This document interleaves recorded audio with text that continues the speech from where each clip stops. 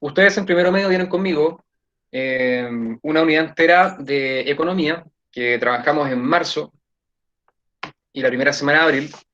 Estoy seguro que todo este tiempo de pandemia no han desaprendido lo que ya aprendieron conmigo. O sea, tengo fe en eso, ¿no es cierto? No han desaprendido lo que ya sabían. Así que yo voy a trabajar con algunos conceptos que ya manejamos bien, que son mercado, problema económico y agentes económicos, que eso ya lo vimos en primero medio. Y en tercero medio, cuando tuvimos clases en marzo, antes de que comenzara el tema de la pandemia, con los de electivo en economía, pudimos ver también, repasar un poco lo que eran los agentes económicos, el problema económico y qué es lo que es el mercado, ¿ya? De todas formas, si hay dudas o consultas y no se acuerdan bien, escriban en el chat, profe, no me acuerdo, profe, reforcemos esto porque esta es la oportunidad para poder nivelarnos todos, ¿ok? Bien, comenzamos entonces. Eh, um, el objetivo de la clase de hoy será identificar las grandes escuelas económicas, sus postulados y aplicar sus principios a través de un análisis histórico a nivel nacional. Hay un objetivo secundario igual que es constatar el concepto de crecimiento y desarrollo y verificar el concepto de pobreza también, ¿ya? Tenemos que intentar definirlo, caracterizarlo en la actualidad. Esos son los objetivos secundarios que vamos a ver al final. Bien. A modo de introducción, entonces, leo lo siguiente. Los modelos de desarrollo corresponden a un conjunto organizado de políticas económicas que buscan alcanzar tanto el desarrollo, tanto a nivel nacional y regional, como el bienestar de los ciudadanos. Desde la formación de los estados modernos, se han implementado diversos de estos modelos en el mundo. El caso de Chile no es la excepción. ¿Qué es importante entender, chiquillos, cuando hablamos de modelos económicos? Vamos a ver cuatro modelos económicos, dos modelos del siglo XIX y dos modelos del siglo XX. Cuando yo hablo de modelo, hablo de algo que yo no puedo alcanzar completamente, ¿ya? Algo que no es isométrico, algo que yo no puedo imitar a la perfección. Cuando tú ves un modelo en la pasarela vistiendo la ropa top model que se lleva así, pero no sé, en Italia lo viste, no sé, solamente un modelo de pasarela, tú sabes que eso no lo vas a poder vestir nunca, ni que vas a poder ser como ese modelo. Sabes que es un ejemplo perfecto que tú no puedes imitar completamente. De la misma forma, los modelos económicos son modelos teóricos que tienen un conjunto de elementos que los hacen característicos y que los países que implementan modelos de este tipo no lo logran implementar al 100% como la teoría dicta. Y eso lo vamos a ver ahora, ya porque no existe ningún país, ninguna nación que haya implementado a la perfección toda la teoría de los cuatro modelos económicos que vamos a ver ahora. Solamente lo han implementado un porcentaje, un 80%, un 90%, un 70%.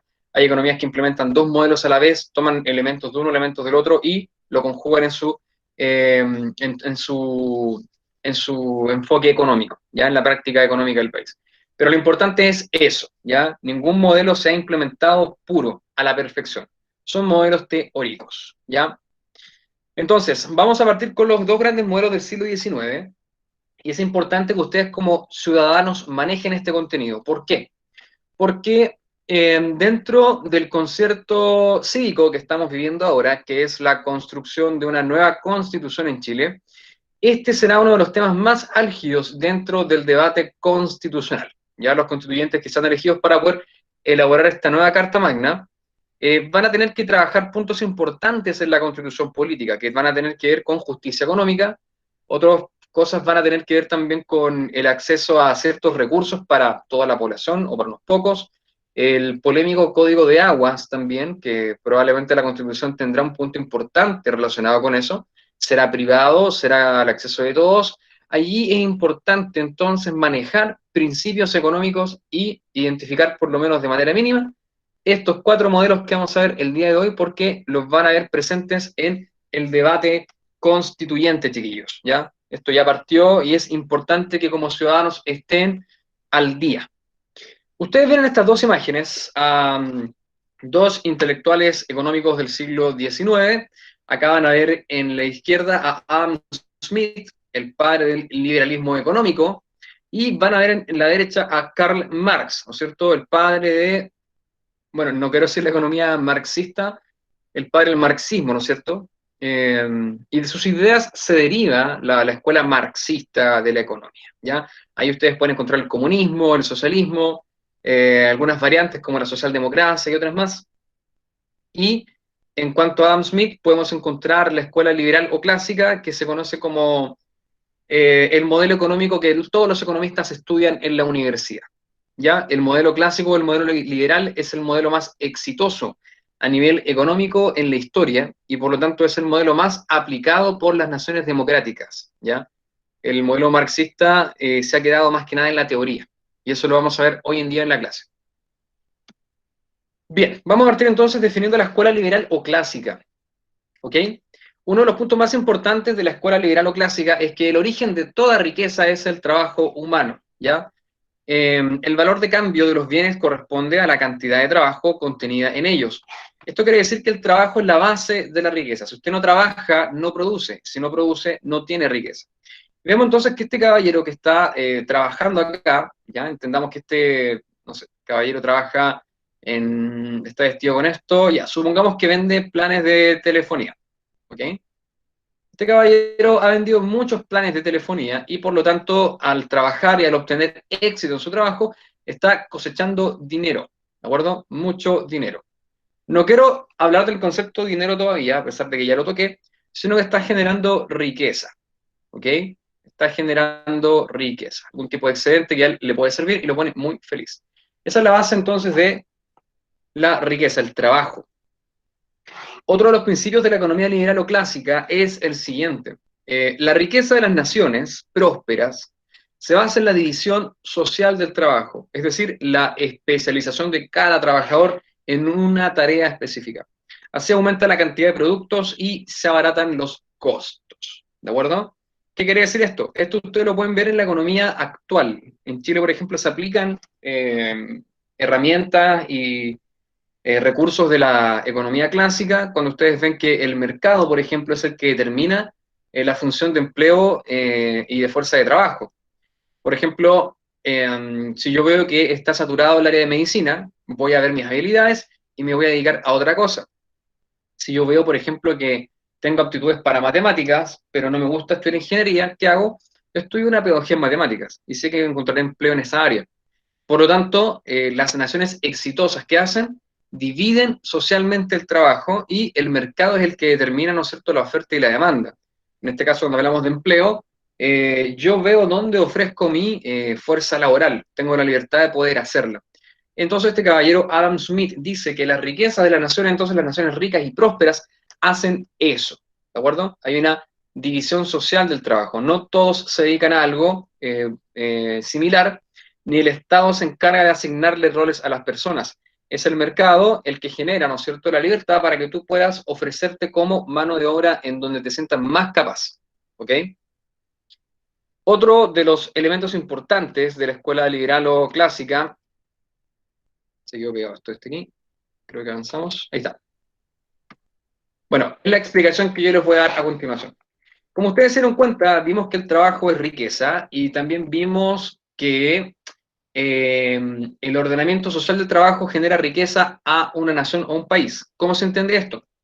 Primero, se aumenta la división del trabajo, es decir, yo voy especializando a mi trabajador, voy capacitándome, voy aprendiendo más cosas y de tal forma yo tengo mayor capital humano. Puedo trabajar mucho más y puedo producir mucho más. De esa forma igual voy generando otros puestos de trabajo. Eso hace un aumento de la productividad del trabajo, es decir, hay mayor riqueza. Y al haber mayor riqueza, hay mayor enriquecimiento. Y al haber mayor enriquecimiento, yo tengo capacidad de ahorro. Y el ahorro me permite invertir. ¿En qué? En que se produce una acumulación de capital. ¿Qué es el capital? El capital en este caso es todo ese excedente que yo tengo y que utilizo para producir más capital. ¿De acuerdo? El capital puede ser cualquier instrumento, puede ser desde dinero, puede ser una herramienta, puede ser mucho trigo.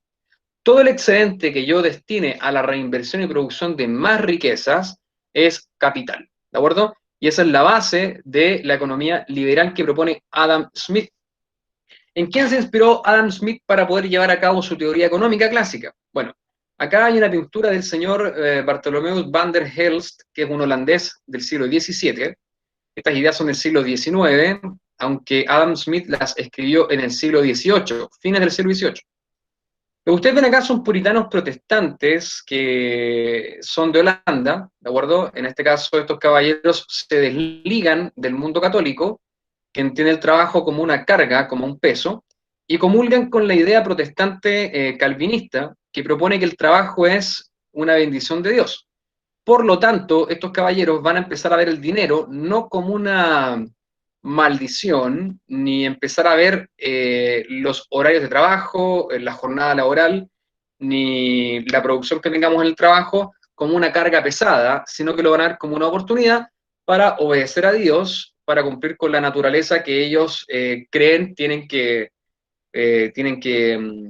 reforzar, tienen que cultivar, que tienen que impulsar, y de esa forma van a dar origen al capitalismo financiero, que es el capitalismo que dominó durante gran parte del siglo XIX y el siglo XX, ¿ya? Entonces, esa idea del trabajo como algo bueno hace que Adam Smith coloque el trabajo entonces al ser bueno, lo que hace es generar riqueza. Y si nosotros tenemos una buena disposición ante el trabajo, vamos a generar un capital que es un excedente, una acumulación de riqueza. Y esa riqueza lo podemos utilizar para seguir invirtiendo. Y es cuando él dice que las naciones ricas se hacen de esta forma. Un ejemplo de las naciones que utilizaron este método son Estados Unidos en el siglo XIX y principios del siglo XX. Tenemos a la Europa Atlántica, lo que tiene que ver, por ejemplo, con Inglaterra, los países nórdicos y otros países ya en menor medida Francia, tenemos Holanda también, etcétera. Estos países van a implementar durante el siglo XIX lo que tiene que ver con la teoría clásica económica o la teoría liberal de Adam Smith. ¿De acuerdo? Pregúntenos más. Profesor, Alexandra pregunta, ¿cada nación puede escoger su modelo económico o a veces los obligan o algo por el estilo? Interesante pregunta. Cada nación elige ya. Cuando hablamos de eso, la pregunta me hace, o sea, la pregunta me, es irresistible imaginarse que cada nación elige. Es como si el pueblo fuera soberano y eligiera su propio modelo económico, ¿no es cierto? No. En este caso, los pueblos están sometidos a un gobierno y el gobierno o la clase gobernante es la que elige el modelo económico, ¿ya? Dadas sus características y los recursos propios de la nación en la que se desenvuelve. Por ejemplo, en el caso de Chile, que lo vamos a ver después, dadas las características económicas del país, que no puede insertarse en una economía mundial por sí solo, porque Chile siempre ha sido una economía exportadora, depende mucho de las coyunturas económicas externas para poder, ¿no es cierto?, enriquecernos como país. Por lo tanto, el modelo económico elegido por la casta gobernante desde los orígenes de Chile siempre ha estado orientada y sometida a las coyunturas económicas internacionales. Ahora, yo creo que tu pregunta va para otro lado, Alexandra. Yo creo que cuando uno, por ejemplo, habla de una economía clásica o liberal, entendemos que cada persona tiene la libertad de poder trabajar, de poder ganar platita, hacer lo que quiera con su plata, y eso ocurre dentro de las economías liberales. Pero en las economías marxistas, donde el Estado tiende a controlarlo todo, el usuario o la persona solamente puede consumir bienes limitados, puede ejercer su fuerza laboral donde el Estado lo determine y la libertad está sometida a el imperio de los comunes o el imperio del pueblo, ¿no? Es decir, nadie es muy rico ni nadie se especializa mucho, pero que ojalá que nadie pase hambre. Esa es la idea del marxismo, ¿no? Que ojalá sean todos iguales. No sé si queda clara tu pregunta, Alexandra. En este caso, los pueblos no pueden elegir el modelo que quieran, ¿no? Es la casta gobernante la que elige el sistema que más le acomode a ellos o a la realidad del país, ¿ya? Ahora, otro ejemplo, otro elemento importante de la escuela liberal o clásica es el aumento de la producción hace accesibles los bienes a todos los grupos de la sociedad a través de el libre intercambio del excedente. ¿Qué es el excedente? Es todo lo que yo recibo producto de mi trabajo. ¿De acuerdo? Aquí dice lo que a cada uno le sobra de su producción. Por ejemplo, si yo trabajo y gano, no sé, 800.000 pesos al mes, ya, yo hago una lista de cosas, pagar el crédito universitario, pagar un crédito de consumo, pagar la luz, el agua, internet, comprar alimentos, comprar, no sé, leche para la guagua, pañales, pagar plata que le debe un amigo, no sé, pagar la cuenta de, no sé, el té de cable, destinar plata para el combustible del mes, para el pasaje, ítem varios, y al final me quedan 200.000 pesos de los 800.000 pesos. ¿Cómo se llama eso? Eso se llama excedente. Y con esas 200 lucas yo puedo invertirlas en lo que yo quiera. Me compro 10 kilos de manjarate, no sé, invierto en la bolsa de valores, me voy ahorrando y me compro un campito para después generar algún cultivo, ahorro, no sé, para comprarme un auto y hacer de Uber. Eso es el excedente. Y en la economía liberal o clásica, cada quien puede usar el excedente como quiera, porque eso es sinónimo de riqueza. Bien, ahora ustedes se darán cuenta que aquí tenemos algo bien interesante que es el trueque. Vemos a una persona que está cambiando un excedente, está cambiando en este caso un venado a cambio de un jarro que quizás contiene dentro. A esta señora probablemente le sobraban venados, ya que en su campo o en su pampa tenía muchos venados y decide cambiar el excedente, que es lo que le sobra, por lo que le falta, que era un jarro, supongamos que viene con maíz adentro. Y a ella le falta carne, entonces decide, tráigame el venado y yo le paso el maíz con el jarro para que usted pueda complementar su economía. Entonces yo pregunto, ¿lo que ustedes ven acá del trueque es muy diferente a lo que ustedes ven acá o no? ¿Qué está pasando acá abajo? Hay una persona que, bueno, está idealizado, que está comprando en un supermercado con su tarjeta de crédito. Y atrás está probablemente una amiga, la señora o otra persona que va con su carro esperando a que él termine de comprar, ¿no? Está bastante feliz ella. Están todos felices en realidad. Muy idealizada la imagen. Los chicos Eh, dicen que no, que es como, o sea, no es tan diferente porque el caballero está dando dinero por un producto.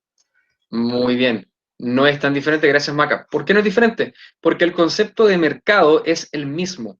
Lo que ustedes están viendo acá es un mercado. Solo que en el mercado de arriba, el concepto trueque, en este caso, ¿no es cierto?, es el que se aplica, y acá es el intercambio financiero o monetario. ¿De acuerdo? A ver si me ayuda esto acá. El intercambio monetario, a través, por ejemplo, de lo que se conoce como el circulante o la plata, ¿no es cierto?, el dinero, el dólar, el peso chileno, como ustedes quieren decirlo, es una especie de pagaré o un vale por algún bien físico. Ustedes saben que los mercados respaldan sus economías en las reservas de plata y oro que guardan en los bancos centrales de cada país, ¿ya? Cuando un país emite más plata de la que tiene como respaldo, eso se produce inflación, es lo que hay en muchos países hoy en día. Bien, ¿cómo terminamos entonces con la escuela liberal o la escuela clásica? El intercambio, que es el comercio, es propio de la naturaleza humana, al igual que la búsqueda del beneficio personal. El Estado debe permitir que la economía se regule sola a través de, atención con esto, el concepto de la mano invisible del mercado, limitándose a garantizar la paz interna y el respeto a las leyes. ¿Qué quiere decir esto? ¿Qué es la mano invisible? Lo vamos a revisar ahora, porque este es un concepto importante en la economía liberal, dentro de las ideas de Adam Smith. Primero, es una metáfora, que es una metáfora, en este caso es algo simbólico que quiere representar algo concreto, ¿ya? Es una metáfora que señala a la economía de mercado como herramienta con capacidad para alcanzar el bienestar social máximo, mientras se busque el propio interés. Es decir, mientras yo trato de trabajar, de producir y honradamente de vender algo a alguien, bueno, para poder generar lucas y plata, y la otra persona me compre, ¿no es cierto? Yo voy a lograr mi bienestar social máximo. Pero cuando los estados o las economías se corrompen y alguien se colude con otra persona, alguien estafa a otro, alguien evade los impuestos, allí hay un mercado de competencia imperfecta que hay que regular, ¿ya? Entonces, ¿qué ocurre? Esta teoría fue elaborada por el economista Adam Smith y sostiene que la libre competencia es la mejor manera de funcionar de la economía. ¿Qué quiere decir eso? Quiere decir que si en algún minuto, por ejemplo, y yo les voy a dar este ejemplo bastante actual, si en marzo se vendían mascarillas cuando comenzó toda la pandemia del coronavirus, antes de esto, una mascarilla, por ejemplo, costaba 500 pesos, eran baratas, una vez comenzó la pandemia, ¿qué pasó con las mascarillas? ¿Qué valor tenía una mascarilla o una caja de mascarillas de las normales? 1.000 pesos, Esas azules. una. Una sola 1.000 pesos, es Sí. verdad. Y era muy difícil encontrar una, te las vendían por caja. Antes las cajas valían 3.006 y de la noche a la mañana mi esposa que utiliza eso en la universidad para trabajar con los chicos en laboratorio, me contaba que costaban 3.006 y de la noche a la mañana, cuando comenzó la pandemia acá, llegaron los primeros casos de coronavirus y empezaron a hacerse los protocolos, ¿no es cierto? Subió a cerca de 20.000 pesos una caja de 50 mascarillas. O sea, subió más del 500%, era como un 600, 700%, el valor subió. Y la gente en la calle decía, oh, son unos ladrones. Los productores de mascarilla o los importadores de mascarillas son unas ratas sucias y hediondas que están lucrando con las mascarillas y con la plata del pueblo. Pero atención, según la teoría de Adam Smith, eso está bien. ¿Por qué está bien? Porque si entendemos que estamos en una economía libre, donde el Estado deja que la ley de la oferta y la demanda regulen los fenómenos económicos, esto significa que al comenzar la pandemia, la economía nacional no estaba preparada ni abastecida con el número de mascarillas para poder abastecer a toda la demanda de la población interna, ¿ya? Por lo tanto, ¿qué ocurre con el mercado buscando una regulación para que la gente deje de comprar mascarillas? ¿Qué hace la economía? Los productores le suben el precio. ¿Con qué? Con el objetivo de no estimular la demanda, sino que la gente deje de comprar mascarillas. ¿Por qué? Porque así, al dejar de comprarlas, el precio se regula y con el tiempo, pasando 2 o 3 meses, yo me di cuenta que el valor, si bien no llegó a ser el mismo, la mascarilla en vez de costar 500 pesos ya costaba 800 pesos. ¿De acuerdo? La mascarilla más básica. Es decir, el precio bajó de costar 2.000 o 3.000 pesos, bajó a 800 pesos. ¿Qué ocurrió? El mercado se reguló solo. ¿Por qué? Porque el precio se aumentó para no incentivar la demanda. Así la gente compraba menos y así con el tiempo volvía a regularse solo. Allí ustedes están viendo la mano invisible de Adam Smith. ¿Por qué? Porque Adam Smith dijo, no es necesario que el gobierno se meta, ni que el Estado se meta, para fijar el precio de la mascarilla. ¿Por qué? Porque eso lo que va a hacer es hacer que los productores no quieran producir ni importar mascarilla, sino que van a dedicarse a otra cosa más rentable. ¿Ok? Por lo tanto, ustedes en este ejemplo ven que en Chile lo que impera es una economía de corte liberal, parece, ¿no? Si hubiera sido una economía marxista la de Chile o algo parecido a eso, el Estado habría fijado el precio de las mascarillas, como se hizo en Argentina donde se fijaron precios de bienes de consumo básico, varios precios, ¿ya? Lo mismo ocurre en Venezuela, pasó eso, y sigue pasando. Entonces, esto termina con la metáfora de la mano invisible, supone también que se estimula o se frena a los individuos a producir o no, siguiendo el nivel de precios que existen en el mercado, ¿ya? Entonces, si no hay mascarillas, ¿qué hago? Me fabrico mi mascarilla, ¿ya? O no sé, mando a ver una mascarilla a otro país, a ver si me llega, y es más barata que la que compro acá en Chile. Ahí ustedes se dan cuenta que se aplica la idea de la mano invisible, que es que el mercado se regula solo. Los consumidores y los productores, la ley de la oferta y la demanda, son las que regulan el mercado, según este caballero. ¿Y en Chile cuándo se aplicó la escuela clásica? Bueno, a lo largo de todo el siglo XIX e inicios del siglo XX, desde 1829 hasta 1929, donde Chile se encargaba, por ejemplo, de exportar carbón, minerales, por ejemplo, el salitre. Acá tenemos el trigo que Chile exportaba también para afuera, para California, para Estados Unidos. Eh, Carbón, salitre, hierro, por ejemplo, cobre, plata. Si ustedes se dan cuenta, ninguno de estos productos se quedaba en Chile, todos salían y se exportaban a otros países. ¿Por qué? Porque este siglo se le llamaba el siglo exportador o el modelo de crecimiento hacia afuera. Todo era para afuera. Entonces, esto se le conoce como una economía liberal, donde el mercado, en este caso, Chile, que era una economía comerciante, no industrializada, dependía de la demanda externa para poder, ¿no es cierto?, crecer como economía, ¿ya? ¿sí? Tuvimos cerca de 100 años del modelo liberal, en esencia, del modelo de Adam Smith, con el que Chile creció durante un siglo, ¿ya? ¿Dudas hasta ahora, chiquillos o chiquillas? ¿Dudas o consultas? Si no hay ninguna, seguimos, ¿ya? La segunda escuela del siglo XIX que vamos a ver hoy es la escuela marxista, ¿ya? Y leo esto a continuación, dice así. El trabajo asalariado se basa en la explotación, ¿ya? Aquí ya partimos con otro concepto. Karl Marx dice que el trabajo, al parecer, es malo cuando está bajo las lógicas burguesas, ¿ya? Hay una noción negativa del trabajo. Es una explotación, ¿ya? Es una forma de esclavitud bajo la lógica burguesa, quiere decir Marx. Esto es, la burguesía se aparta de una parte del valor del trabajo de sus empleados correspondiente a la diferencia del valor de mercado de lo que el trabajador produce y el sueldo que recibe. Plusvalía. Esto es un concepto completamente marxista, la plusvalía. ¿Qué es la plusvalía? Es la teoría económica de que en todo el proceso de la producción de algo, el trabajador no es bien recompensado por su fuerza laboral. Y el burgués, que en este caso es el dueño de la industria, la fábrica, el banco o la actividad comercial, se queda con ese excedente para él, ¿ya? Y no lo comparte con el trabajador. Eso es lo que dice la teoría marxista, ¿ya? Si bien la división del trabajo es fuente de riqueza, y esto Marx lo acepta, esta tiende a la acumulación por la burguesía. Entonces ya partimos hablando de una economía que está dictada por el materialismo histórico. Y esto lo vimos en primero medio. Y lo reforzamos en segundo. Materialismo histórico, es decir, la historia se ve solamente en términos materiales, científicos. ¿Ok? Y ustedes saben muy bien que él entiende que hay una dialéctica de clases donde el burgués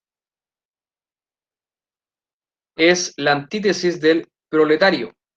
Y Marx dice que el proletariado como clase social, que es el obrero que solamente tiene sus manos, urbano, para poder trabajar, está destinado a eliminar a la burguesía y instaurar una dictadura donde ellos generarán una igualdad económica para todo el mundo, ¿ya?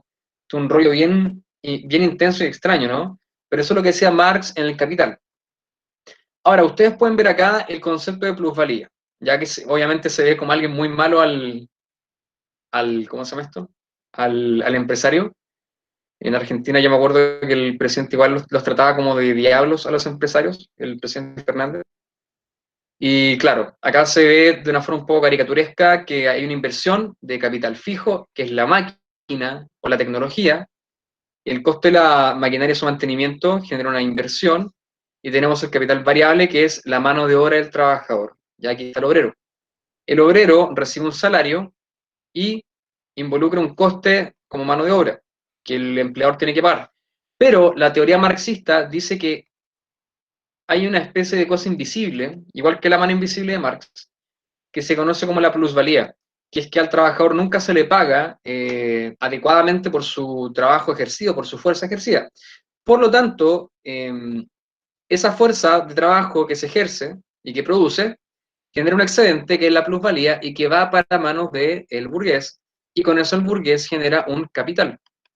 Entonces, desde la teoría marxista se entendería que hay una especie de robo, ya que el sector privado le roba al trabajador un poco y no le dice cómo, pero ese excedente va a parar a sus arcas y se enriquece. Acá ustedes pueden ver un ejemplo un poco más gráfico, que es un poco más exagerado, ¿no? Pero es bastante acertado para explicar la teoría de la plusvalía, donde aparecen estas personas vestidas con el típico gorro, el cigarro y bien como generosos de huesos, bien anchos, bien alimentados, estrujando al pobre trabajador que yace flaco y moribundo, y van a parar todas las riquezas y las monedas a las arcas del burgués, ¿de acuerdo? Entonces esta es una visión negativa de la historia, que busca en este caso mostrar que la historia, en la economía hay buenos y malos, y que los buenos son los trabajadores y los malos son los empleadores. ¿Qué otra cosa propone la escuela marxista? La división social del trabajo genera una alienación. ¿Qué es la alienación, chiquillos? Una alienación es cuando uno se enajena, un enajenamiento, cuando alguien es desconocido, despreciado, ostratizado, exiliado de una sociedad o de algo, ¿de acuerdo? Esa es una alienación. Por eso los extraterrestres de repente le dicen los alien. ¿Por qué? Porque son personas que tú no conoces o son seres que están alienados de la raza humana, son otro tipo de cosas que no conoces, es lo otro. Cuando habla de alienar es la otredad, otra cosa. Es decir, se le pierde el sentido de identificación con la creación propia, lo que deshumaniza a las personas. Eso es lo que dice Marx. El origen de la explotación de unos sobre otros es la propiedad privada. La armonía social solo puede lograrse a través de su anulación. ¿Y cómo? Voy a ver esto rápidamente, chiquillos. Marx Profesor, dice entonces, pregunta, disculpe, Trinidad pregunta si el marxismo le da como el control al Estado, el control económico. por supuesto, el marxismo no puede funcionar si el Estado no es el que dirige todas las políticas económicas, ¿ya? Ustedes lo pudieron ver el año pasado en las economías planificadas que lideró Cuba, que lideró la Unión Soviética, Corea del Norte, Vietnam, por ejemplo, y China en su minuto, donde el Estado tenía el control, pero casi total, de todos los fenómenos económicos que ocurrían dentro de un país. El marxismo no se puede entender sin el Estado, y el Estado para Marx es la consagración de todos los trabajadores entendidos como clase social, a plena conciencia de sus derechos y de su situación de explotados, que toman el poder por medio de un golpe, inician una dictadura, y a través de esa dictadura los trabajadores pueden generar una igualdad económica para toda la sociedad. Eso es imposible si el Estado no lo dirige. Y el Estado para él debe estar compuesto por un presidente obrero, ministros obreros, jueces obreros, diputados y senadores de la clase obrera. Es decir, para él la clase explotada es la que debe tomarse el poder. ¿De acuerdo? Eso es lo que dice Marx. Sus creadores en este caso del marxismo van a ser Marx y Friedrich Engels, inglés, y quieren la desaparición de la propiedad privada para que no haya desigualdad social. Es decir, ellos no creen en la libertad del mercado ni en la mano invisible. Los marxistas creen que el Estado debe forzosamente generar la igualdad económica entre los más pobres y los más ricos, ¿ya? Emparejar la cancha, dicen ellos. Para eso se busca anular o destruir, abolir la propiedad privada. Es decir, que yo no sea dueño de mi casa, que tú no seas dueño de tu casa, sino que el Estado sea dueño de la casa y que el Estado te ceda la casa, ¿ya? Que él te facilite el derecho a un techo. Eso es el marxismo. Para conseguirlo, ellos proponen que el proletariado haga una revolución eh, con el objetivo de conseguir el poder para instaurar una dictadura. ¿Con qué objetivo? Con el objetivo de destruir el sistema creado por la revolución industrial y el liberalismo, que es el capitalismo, chiquillo, el sistema democrático capitalista, y acabar con la iglesia y las clases dominantes, ya que el marxismo entiende que la religión, bueno, Marx lo dice, ¿no? Se lo vio el pueblo, de que adormece a la gente y los tiene bajo un mecanismo de control social. Eso es lo que dice la teoría marxista. En este caso, el señor Adam Smith no dice eso. La economía liberal tiene otro principio y otra opinión de lo místico, de la religión y de la espiritualidad. Son cosas diferentes. Busca así acabar con la propiedad privada, Marx, y con el objetivo de conseguir la sociedad sin clases. Es decir, que no haya clase alta, clase media, clase baja, que no haya proletariado, que no haya burguesía, sino que se eliminen las clases sociales, ¿ya? Eso es un rollo teórico, como ustedes se darán cuenta, ningún país lo ha podido implementar, pero la teoría está allí y el marxismo está más presente que nunca. Hay muchos diputados en Chile y en el mundo que se especializan en marxismo y buscan llevar estos programas a sus gobiernos, ¿ya? Igual hay hartos filósofos que también se especializan en esto, como Slavoj Zizek, que es un filósofo marxista bien interesante, que ha tomado hartos revuelos en este último tiempo. Y por el otro lado, el lado de Adam Smith, también hay muchos nombres importantes, ¿ya? Que debaten y discuten en la actualidad. No sé si hay más dudas o consultas hasta ahora, chicos y chicas. Trinidad hace otra pregunta. Dice, en Chile, ¿cuándo tuvimos ese modelo económico? Lo vamos a ver ahora, Trinidad, no se preocupe. En Chile, ¿cuándo se aplicó la escuela marxista? La Trinidad me quiere hacer la clase, ¿eh? La tengo pilladita ya. Bueno, el primer precedente es el de la Unión Soviética, donde se va a aplicar una economía planificada a través de lo que nosotros conocemos los planes quinquenales. que eran planes que cada 5 años Stalin desarrollaba para planificar todos los sectores estratégicos de la economía soviética, ¿ok? El Estado controla todos los aspectos de la economía. ¿Qué consume la persona? ¿Qué produce la persona? ¿Qué casa puede habitar la persona? Todo eso lo determina el Estado. Y eso es la máxima expresión de una teoría marxista implementada en la sociedad. En Chile nunca se aplicó un modelo de economía planificada, jamás llegamos a hacerlo como lo hicieron los países comunistas. Sin embargo, sí tuvimos dos gobiernos que pretendían implementar en sus programas una economía de orientación marxista, ¿ya? Tuvimos dos programas que, si bien no implementaron un programa marxista económico, sí tenían en su programa de gobierno como fin último implementar el marxismo en la economía. Y tenemos el caso de la República Socialista de 1932, que fue, acuérdense que duró 6 meses y que fue liderada por un golpe de Estado llevado a cabo por Marmaduke Grove, que posteriormente va a pertenecer al Partido Socialista. Él era de la Fuerza Aérea en ese tiempo, Marmaduke Grove, ¿ya? Y también tenemos el gobierno de Salvador Allende de la Unidad Popular desde 1970 hasta 1973, donde la economía, al parecer, no se sabe muy bien, iba a generar planes quinquenales y programas marxistas más duros, pero no se sabe. Acuérdense que el tema del golpe en ese tiempo hubo una intervención extranjera brutal y un bloqueo por parte de la derecha que cuesta olvidar, ¿no? Con el tema de los camioneros y el desabastecimiento interno que sufrió el país durante los últimos 3 meses del año 1973. Sin embargo, ese programa nunca se logró llevar a cabo, ¿ya? Bien, si no hay dudas o consultas hasta ahora, pasamos a las principales escuelas económicas del siglo XX, con John Maynard Keynes y Friedrich von Hayek.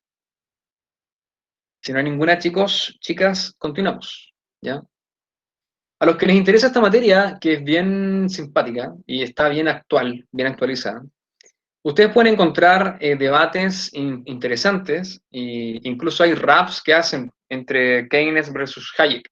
Yo sé que es un poco ñoño, pero cuando tú entiendes estas cosas y después ves a dos tipos de tu edad rapeando cosas entre Keynes versus Hayek, te das cuenta que entendiste un poco la materia. Si te da risa es porque la entendiste. Si no te da risa es porque no la entendiste, ¿ya? Ahí pueden encontrar duelos de rap en YouTube, ¿ok?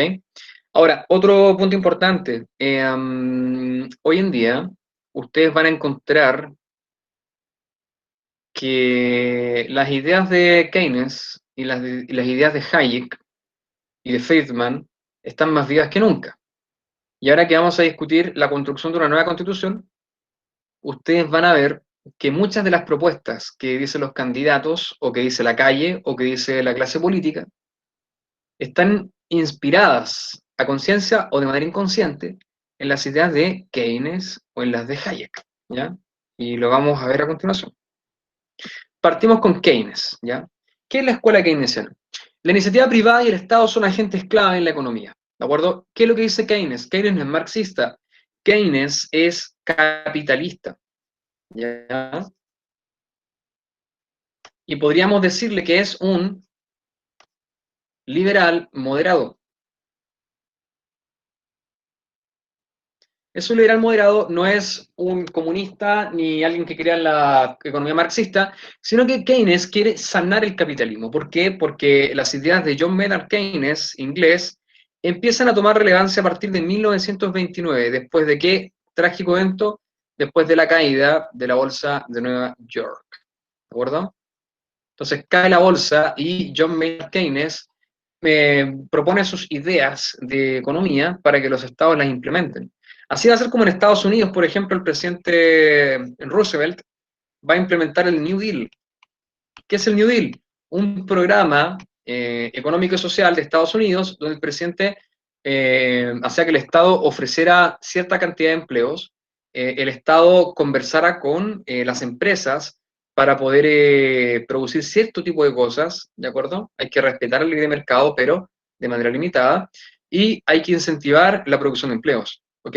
Dar bonos, dar, no sé, incentivos laborales, dar, no sé, algún tipo de platita para que la gente compre y de esa forma la industria nacional esté robusta y sana. Si se dan cuenta, eso no es marxismo, eso es capitalismo, pero moderado. Entonces, él dice, el sector privado y el Estado deben cooperar para sacar la economía adelante.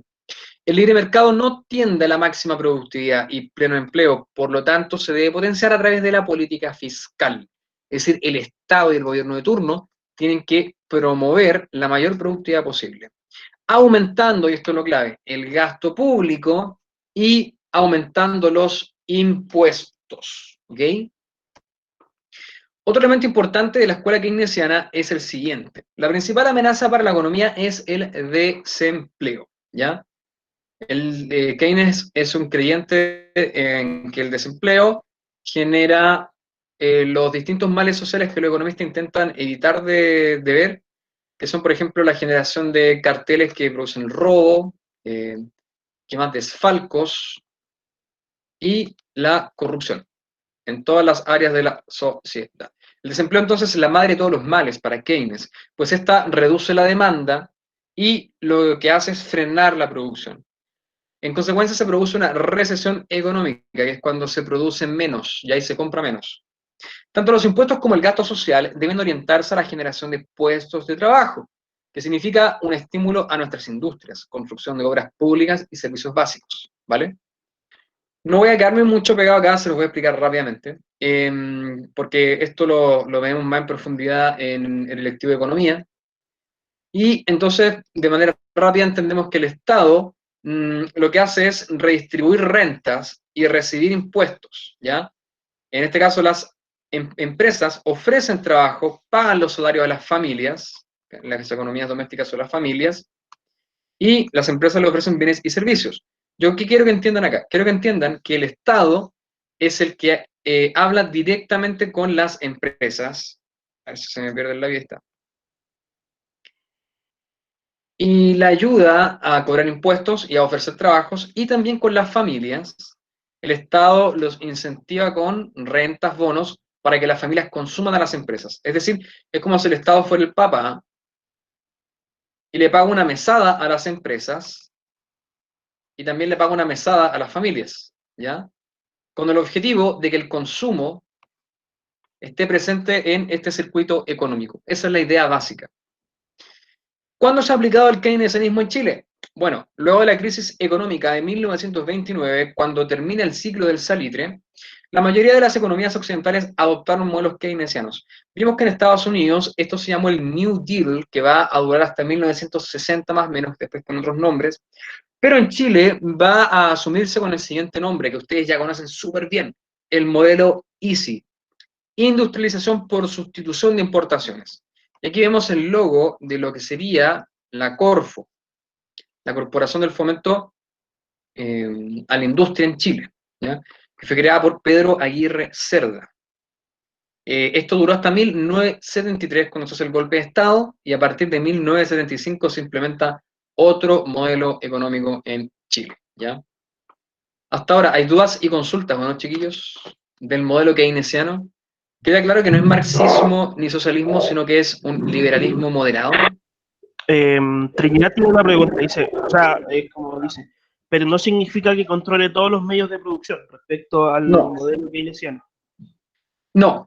El modelo keynesiano no controla ningún medio de producción. Lo que hace es aumentar la participación estatal dentro del mercado. Por ejemplo, si tenemos una economía donde ya tenemos 10 marcas de supermercados, ya está Líder, Totus, está Jumbo, está Santa Isabel, etc. Lo que hace Keynes es decir, a ver, lo que vamos a hacer ahora es que el Estado le va a pagar cierta platita a las empresas para que las empresas generen puestos de trabajo y de esa forma la gente tenga un empleo. Y de la misma manera, el Estado le va a pagar un bono a las familias para que consuman ese bono en los supermercados. De esa forma la platita no se queda estática, sino que el dinero va circulando, ¿me entiendes? Lo que haría una economía planificada o una economía marxista, es decir, el Estado no va a orientar al sector privado con ciertas políticas económicas, sino que el Estado se va a tomar los supermercados el Estado va a decidir qué se vende y qué se compra. Y el Estado decide qué es lo que la familia puede acceder a consumir y qué es lo que no puede consumir. ¿Me entiendes?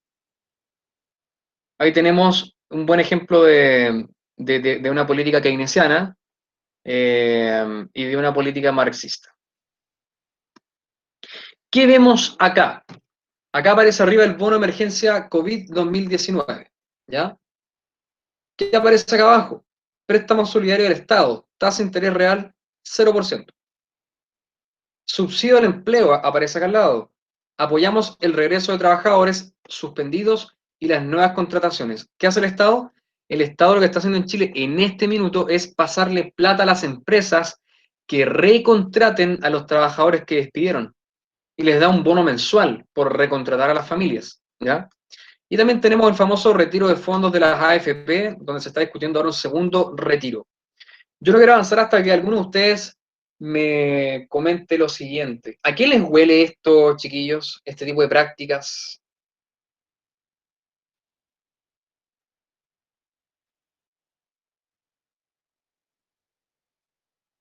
A ver si estamos conectados con la clase, chicos y chicas.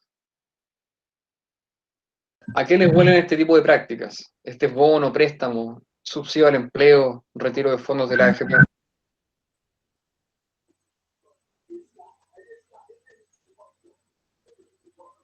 Profesor, Sí, te escucho.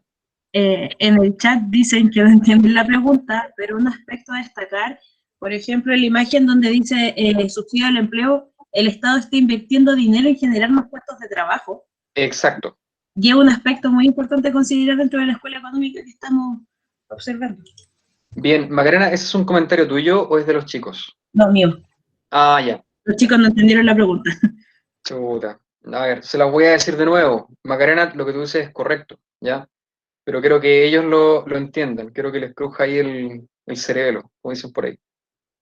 Estamos viendo en la imagen, en primer lugar, un bono de emergencia COVID 2019, ya que eran 500.000 pesos que se entregaban a ciertas familias.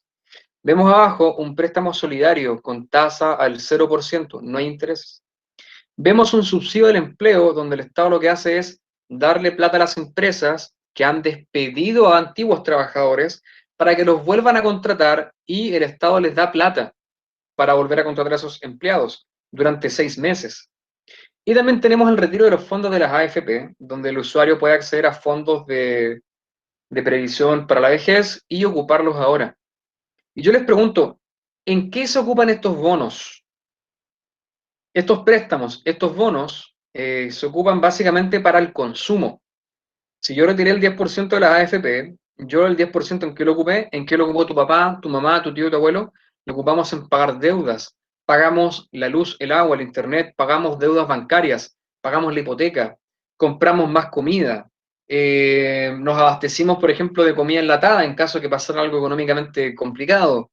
¿Qué pasó con el subsidio al empleo? ¿Las empresas quebraron? No. El Estado evita que las empresas quiebren. ¿Cómo? Dando un subsidio en plata para que las empresas vuelvan, ¿no es cierto?, a meter trabajadores a la fábrica o al colegio o a cualquier lugar donde se haya despedido gente. ¿Me entienden? Ahora, yo no voy a avanzar. No voy a avanzar. Bueno, Magarena y Luis, yo sé que lo entienden súper bien. De hecho, ya me lo comentaron. Pero yo no voy a avanzar hasta que ustedes me digan por el chat o por micrófono a qué le huelen estas políticas y por qué. ¿Qué análisis pueden hacer de estas políticas económicas? ¿A qué escuela pertenecen y por qué?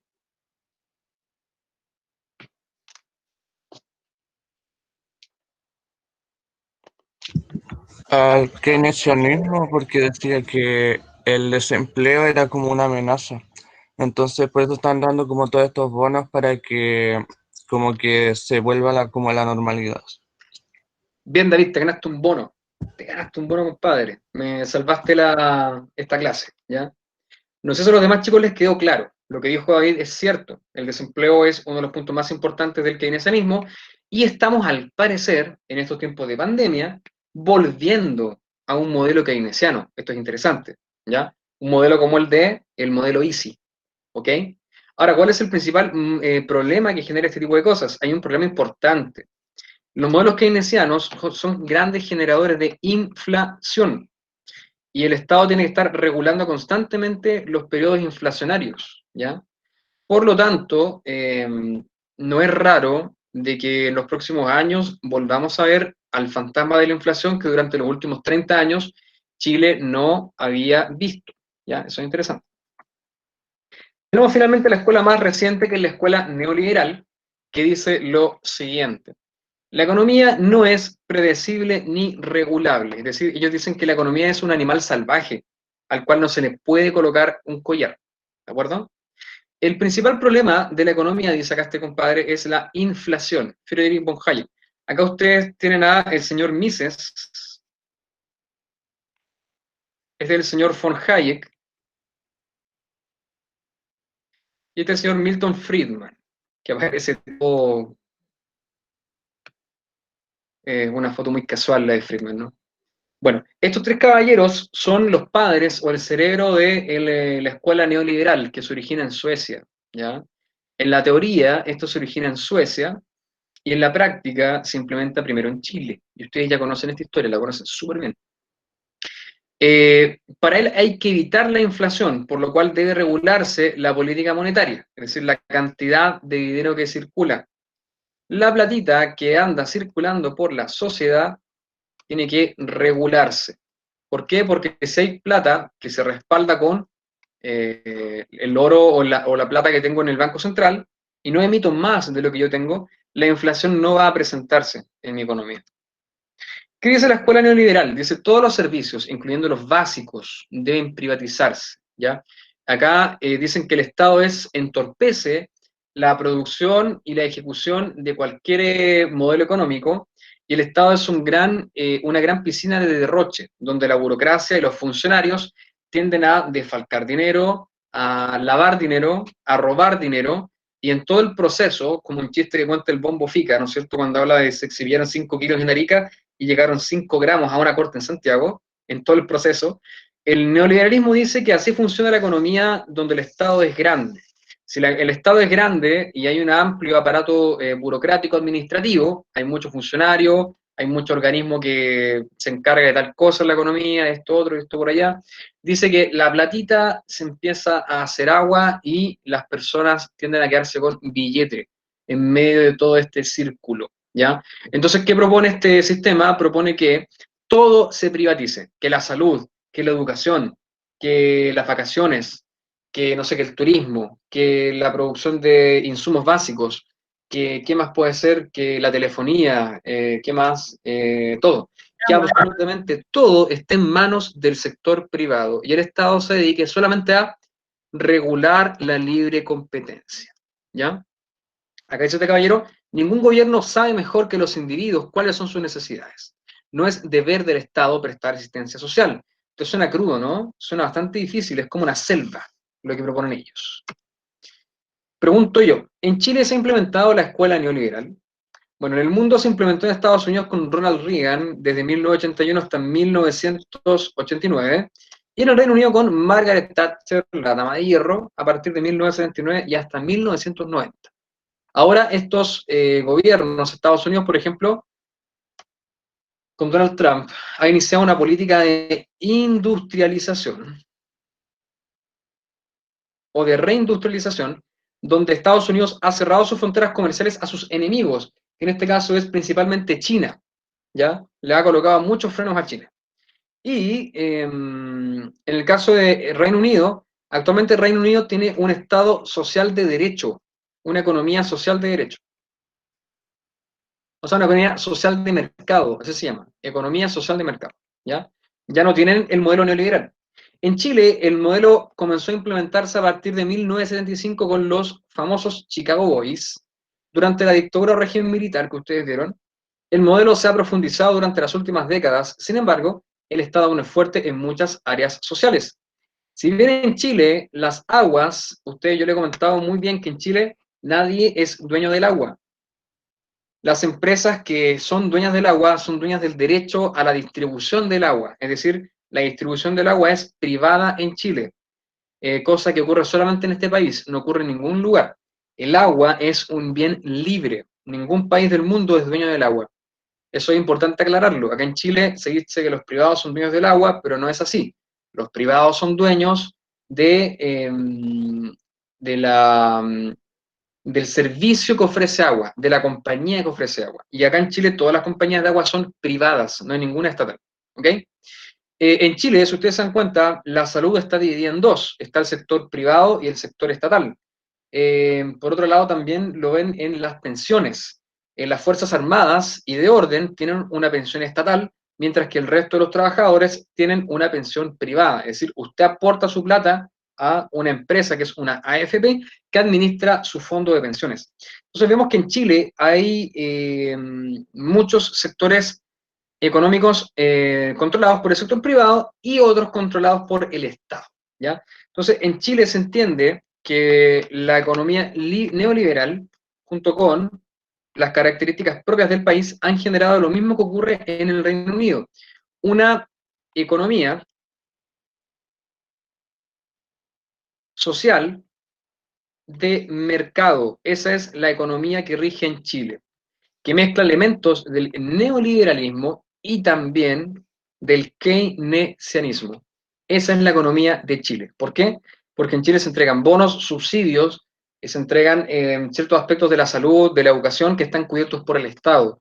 Pero otros sectores como la luz, la telefonía, el Internet, por ejemplo, el agua, son ofrecidos por el sector privado, ya no son del Estado.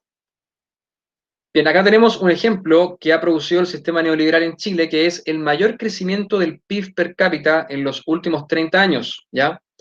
Lo que ustedes ven en rojo acá es Chile, en comparación al resto de los países, donde incluso hay países europeos que no han logrado un estándar de crecimiento económico similar al del país. ¿Cuál es el problema de Chile? El problema de Chile es que si bien Chile crece, no distribuye bien sus riquezas. Y esas riquezas se concentran en ciertos sectores de la población que no logran entregar ese excedente para transformar el crecimiento económico en desarrollo económico. Y es un problema. Si bien el sistema neoliberal nos ha dado grandes dulces frutos, como es el crecimiento económico y el desarrollo de algunas áreas, esa riqueza no se ha distribuido bien y no hemos logrado dar el salto a un país desarrollado, ¿ya? Y nos preguntamos por qué no se produjo eso. Hasta ahora, ¿hay dudas o consultas respecto a lo que hemos visto hasta ahora? Porque con esto, dos diapositivas más y terminamos.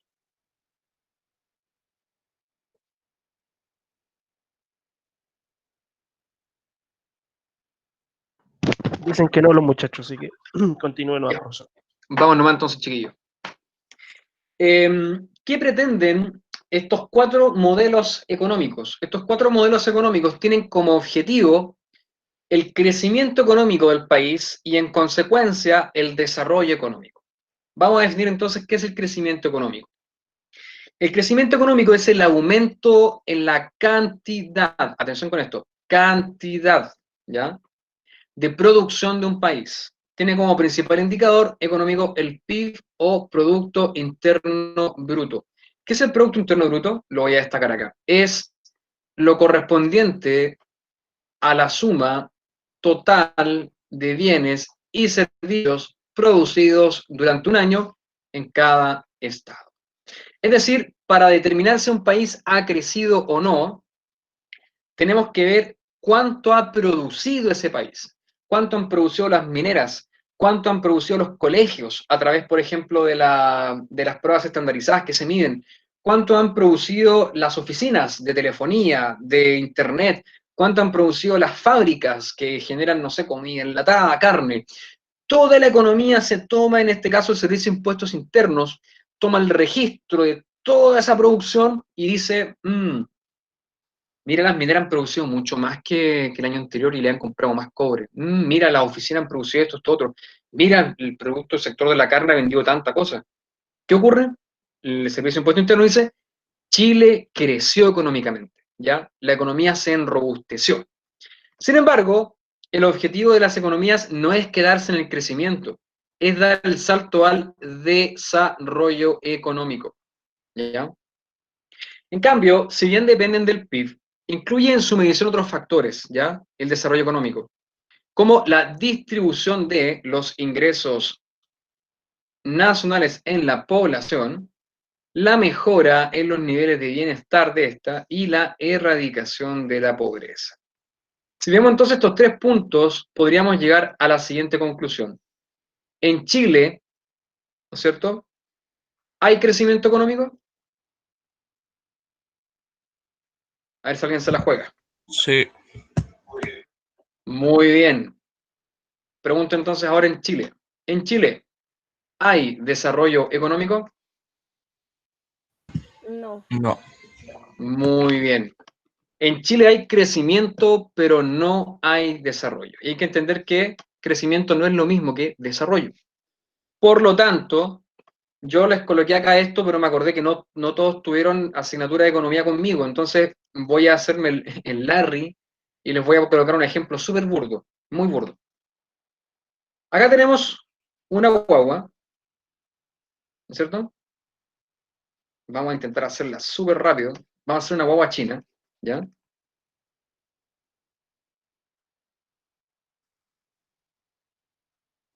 Ahí con un pelito para arriba, ¿ya?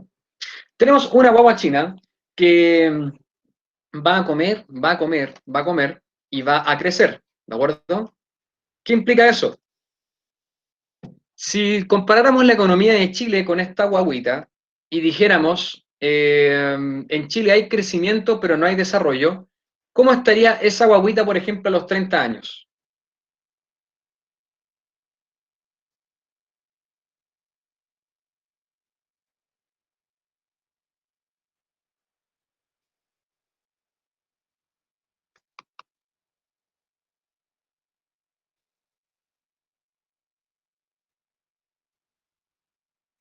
¿Notan alguna diferencia importante entre esta guaguita que estamos viendo después de 30 años y la que dibujé en un principio? Los chicos dicen en el chat igual, pero gorda, tamaño, muerta, su No, no papá. está muerta. No está muerta. que Si no, comparamos, no se desarrolló, así como que no le creció el pelo ni nada de eso. nada, como ya ha dicho David, la guagua sigue igual, la misma papada, el mismo pelo rulito, las mismas manos, el mismo tamaño, bueno, quizás se subdesarrolló, ¿no? Porque perdió el cuello, aquí se lo voy a hacer. Ahí está el cuello. Pero la guagua sigue técnicamente igual. Chiquillos, así de fea se ve la economía chilena. Es como si la economía se llenara de crecimiento, pero que esa guagua nunca logra desarrollarse como un ser humano. Entonces, ¿cuál es el objetivo de la economía? El objetivo es que las economías puedan desarrollarse, ¿de acuerdo? Y no solamente crecer, porque en Chile uno de nuestros principales problemas es que si bien hemos crecido y nos hemos comparado como, ¿no es cierto?, grandes economías del mundo, ¿no es cierto?, que crecen y crecen, eh, y que nos comparamos con el resto de Latinoamérica y decimos, oye, sí, somos el país más, no sé, ¿cómo se podría decir? Seguro y que más ha crecido en Latinoamérica, El jaguar de no podemos Latinoamérica. decir entonces que somos los jaguares, ¿no es cierto?, los que crecen y miramos en menos a otros países y decimos, pucha, no nos podemos comparar con otro país porque hemos crecido sin frenos, sin límites, ¿no es cierto? Vamos a colocarle el pelo ahí, arriba. Ustedes se dan cuenta entonces que una economía sana lo que hace es desarrollarse. Y aquí tenemos a una persona que efectivamente sí se ha desarrollado, ¿ya? Y ahí tenemos, por ejemplo, el caso de los países europeos o Nueva Zelanda que han dado un salto del crecimiento que está acá, por ejemplo, al desarrollo acá. ¿Y cómo yo puedo ver el desarrollo? No solamente porque la brecha en una frontera de posibilidades de producción, que es lo que está acá, ha avanzado, sino porque si yo analizo cada punto de este avance, hablan de que tengo mayor calidad de vida, tengo mejor educación, tengo mayor esperanza de vida, tengo mejores sueldos, el medio ambiente es más sano, puedo respirar aire más sano, ¿de acuerdo? Todo eso lo puedo ver en el análisis de esa frontera de crecimiento. Y en Chile eso es lo que nos falta, ¿ya? Esto es un texto que yo les expliqué a través de esto que vimos acá, así que lo vamos a saltar por ahora. Vamos a ver qué ocurre con Latinoamérica en el primer trimestre. Sin embargo, a pesar de que en el 2020 la pandemia afectaba a muchos países, como Argentina, que tiene un PIB de un menos 5,7, Uruguay menos 3, Paraguay menos 1, Brasil menos 1,5, Venezuela rompiendo récords, menos 15% de PIB, Panamá menos 2, México 1,6 negativo, Colombia positivo 1,1, Ecuador menos 6,3, ahí lo voy marcando malo, Perú menos 3,39, Bolivia menos 2,9 y Chile 0,4. Colombia y Chile son los únicos países que mantienen el crecimiento económico. ¿Por qué? Pregunta para la casa, lo pueden investigar. Finalmente, el índice de desarrollo humano es el criterio que se utiliza para medir si un país es desarrollado o no. Y el índice de desarrollo humano es el programa de las Naciones Unidas para el Desarrollo que entrega bianualmente informes del índice de desarrollo humano, ¿ya? Este índice se calcula a partir de un conjunto de indicadores como, por ejemplo, las tasas de alfabetización, los años de escolaridad, la esperanza de vida al nacer y el ingreso per cápita. ¿Ok? Este es el índice de desarrollo humano de Chile. Chile, según este estándar, está en el número 42 y en Latinoamérica es el número 1 en calidad de vida. Imagínate cómo serán los demás países. Y por eso se hablaba de que Chile, en unos 5 o en 8 años más, habría llegado a ser un país desarrollado. Pero ojo, eso es lo que dicen los economistas. Yo no le creo mucho a los economistas hasta que las cosas ocurren, ¿ya? Pero en el 2018 se hablaba de que Chile en 5 u 8 años más, si seguía creciendo y el Estado seguía invirtiendo en calidad de vida para las personas, Chile podría haber llegado a ser un país desarrollado, considerado un país de la OCDE. Si bien pertenecemos a la OCDE, sacamos siempre los últimos lugares junto con México y Brasil. Chile podría haber ganado un buen lugar dentro de los países desarrollados del mundo. Eso según los economistas. Acá yo no quiero casarme con ellos ni jugármela por ellos, pero era lo que se decía muchas veces, ¿ya? Hay que entender que en Chile hay lógicas de desigualdad y de inequidad muy profundas y graves, que espero en este tiempo logren subsanarse y trabajarse. Finalmente terminamos con esto, chiquillos. ¿Qué significa ser pobre? En el pasado, la noción de pobreza fue vista desde una sola dimensión, la económica. Era asociada a la falta de acceso a bienes y servicios básicos, situación considerada producto del problema económico o escasez. Dicho de otra manera, la pobreza era el resultado de contra con bienes limitados para satisfacer necesidades infinitas. En el presente, la pobreza se ha entendido desde múltiples dimensiones. Sin embargo, yo debo ser categórico en lo siguiente. Si bien a la pobreza se han otorgado fenómenos, por ejemplo, se han otorgado criterios como, por ejemplo, la geografía, el lugar donde vivo, por ejemplo, ¿ya? Hoy en día el lugar donde vivo se asocia a la pobreza, como que puede perpetuar la pobreza. Otro elemento, el medio ambiente. El lugar donde yo vivo, por ejemplo, si no es ecológico, si no es un lugar despejado, igual condiciona mi estándar de pobreza.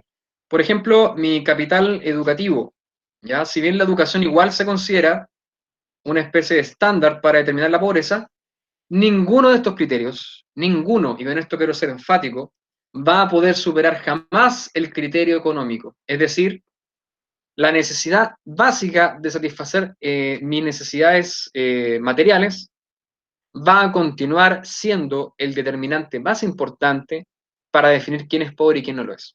¿Ya? Ojo con eso. Bien, chicos, esta es la clase de hoy. No sé si hay dudas o consultas.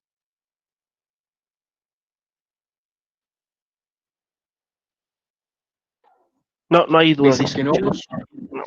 No. Perfecto, chiquillos. No sé si Macarena, Luis, ¿quieren comentar algo para la conclusión? ¿Quieren hacer alguna reflexión? ¿Preguntarle a los chicos algo? Tienen minutos para poder hacerlo mientras yo activo el Socrative. Ya, profe. Primero que nada, chicos, recalcar que estas escuelas sirven como teoría, como la base para que diversos países puedan implementar modelos económicos. Tenemos que tener súper claro que, como bien lo dijo el profesor, estos modelos económicos van a servir para que los estados puedan implementar políticas, ¿cierto?, que alcancen un crecimiento económico y desarrollo. Nosotros podemos ver que en Chile nos encontramos orientados hacia el modelo neoliberal, ¿cierto? Que fue robustecido, o que lo trajeron a Chile bajo el gobierno o dictadura militar. Lo podemos continuar observando hoy en día, y en base a esto también se da la discusión, ¿cierto?, de la nueva Constitución, porque mucha gente dice de que en Chile hay desigualdad, que hay mucha pobreza, es muy difícil acceder a una salud o educación de calidad, y esto se encuentra relacionado con el modelo liberal, ¿cierto?, que privatiza cualquier empresa, cualquier servicio básico, y no se preocupa tanto del bienestar, es decir, que nosotros como personas tengamos dignidad y alcancemos una vida digna, de calidad, que nos otorgue el Estado accesos básicos como lo sería la salud en este caso, como un ejemplo.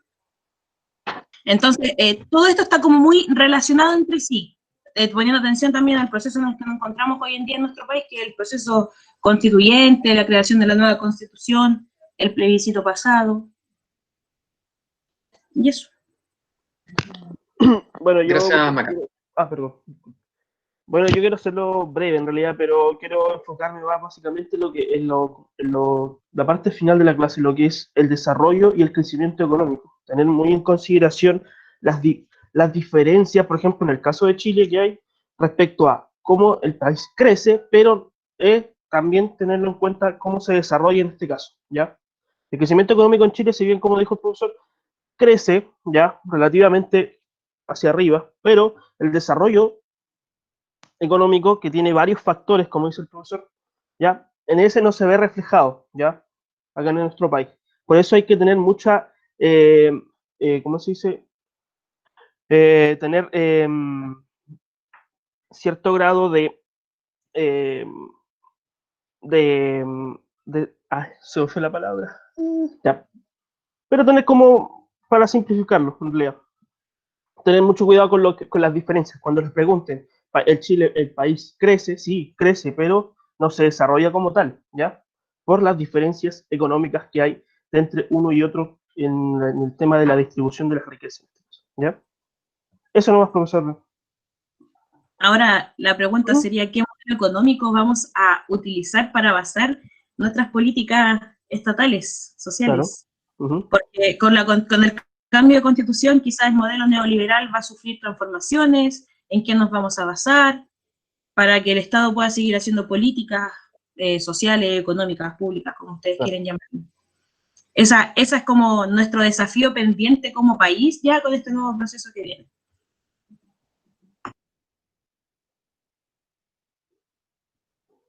Sí, como dicen los chicos, tenemos un desafío país para ver qué rumbo económico también va a tomar esta constitución. Hay que entender que hoy en día la constitución que tenemos, si bien en ningún minuto dice somos neoliberales y queremos privatizarlo todo, a nivel de derecho tiene vacíos donde se generan esos cuerpos para poder fomentar la libre empresa, que el sector privado se enrobustezca, se fortalezca, y yo no tengo ningún problema con el sector privado. Si ustedes analizan las economías más exitosas del mundo actual, todas son liberales, todas son liberales. Y actualmente el Estado, o las economías donde el Estado es grande, tienden a ser economías con serios problemas económicos. Sin embargo, en Chile tenemos un tema histórico que trasciende a la realidad económica de otras naciones y que tiene que ver con la implementación de este sistema en Chile, el sistema neoliberal, que se implementó a punta de sangre, a punta de fusil. Y es por eso que ha generado algunas desigualdades y un descontento general en la población, a diferencia de otras realidades. En Nueva Zelanda, por ejemplo, el neoliberalismo se implementó de forma súper democrática, consensuada por todos. Nueva Zelanda es una potencia. En Nueva Zelanda se reconoció al pueblo maorí, se le otorgaron derechos de renta por turismo. O sea, los maoríes son dueños de todo el turismo técnicamente en Nueva Zelanda y tienen autonomía como nación. Pero obviamente sujetada no tienen autonomía territorial los maoríes, tienen autonomía cultural. Ellos son dueños de su cultura y la pueden manejar como ellos quieran. Acá en Chile está el caso mapuche, que no tiene ni siquiera una autonomía cultural, ¿no? Es como que se intenta invisibilizar el mundo mapuche de muchas formas. Entonces, hay varios elementos que nos distan de otras realidades de países desarrollados que es importante analizarlas, compararlas y ver la realidad del país. ¿Ya? Eso es interesante. Así que eso pues, chiquillos. Gracias Luis, Maca, por los aportes. Acá yo les voy a dar un minuto más para el Sócrates y estaríamos terminando. Aprovechen de preguntar de preguntar por las preguntas que aparecen en la guía, chiquillos, así podemos hacer incluso la prueba antes de tiempo. Profe, con respecto a eso, dejarle un mensaje a los chicos que ante cualquier duda que tengan en la semana, no duden en hablarnos, ustedes ya tienen nuestros números, nos ubican por WhatsApp, también les podemos dar nuestro correo, y para que nos hagan consultas, nosotros vamos a estar atentos. Cuando se hizo la prueba, por lo menos a mí me llegaron preguntas, así que estamos a su disposición, chicos, para cualquier cosa, con las preguntas de la guía, así que por favor no lo duden, cuenten con nosotros. Reforzar eso, chiquillos, confíen en los practicantes, ellos ya son colegas, así que tienen que explotarlo. Eso. Ya, nos retiramos entonces. Chao, chiquillos, que estén bien. Nos vemos. Y Chao, Chao. una buena semana. Hija, despídase. Dígale chao a los chiquillos. Ahí. Hecho. Está me asustado. Ya. Se va. Quería saludar. Chao, chiquillos.